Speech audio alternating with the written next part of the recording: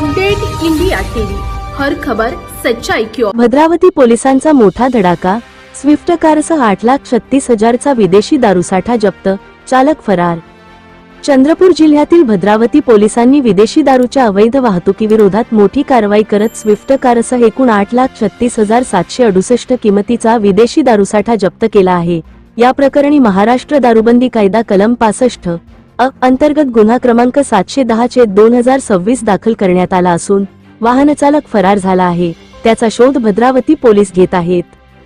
Police हवालदार देवानंद दुकरे यांनी दिलेल्या फिर्यादीवरून ही कारवाई करण्यात आली। पोलिसांना गुप्त माहिती मिळाली होती की नागपूरहून चंद्रपूरच्या दिशेने जाणाऱ्या पांढऱ्या रंगाच्या मारुती सुझुकी स्विफ्ट कार क्रमांक MH04HF1208 या कारमधून विदेशी दारूची अवैध वाहतूक सुरू आहे। या माहितीच्या आधारे भद्रावती टप्प्यावर नाकाबंदी करण्यात आली।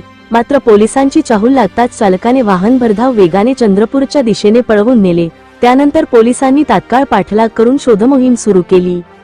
दरम्यान मौजा घोडपेठ येथील शंकर हेअर सलून समोर संबंधित स्विफ्ट कार बेवारस अवस्थेत आढळून आली।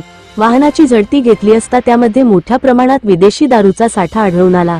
पोलिसांनी वाहनासह विदेशी दारू असा एकूण 8,36,768 रुपये किमतीचा मुद्देमाल जप्त केला।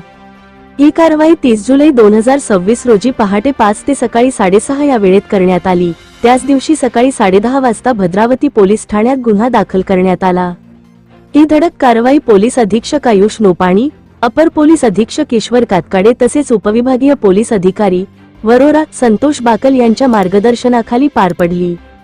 पोलीस निरीक्षक योगेश्वर पारधी यांच्या नेतृत्वाखाली पोलीस उपनिरीक्षक संतोष केदार, पोलीस उपनिरीक्षक गजानन तुपकर, सफऊ महेंद्र बेसरकर, पोलीस हवालदार अनुप आस्तुनकर, देवानंद दुकरे, गोपाल अतकुलवार, पोलीस अंमलदार खुशाल कावळे, योगेश घाटोळे आणि संतोष राठोड यांनी ही कारवाई यशस्वीरित्या पार पाडली।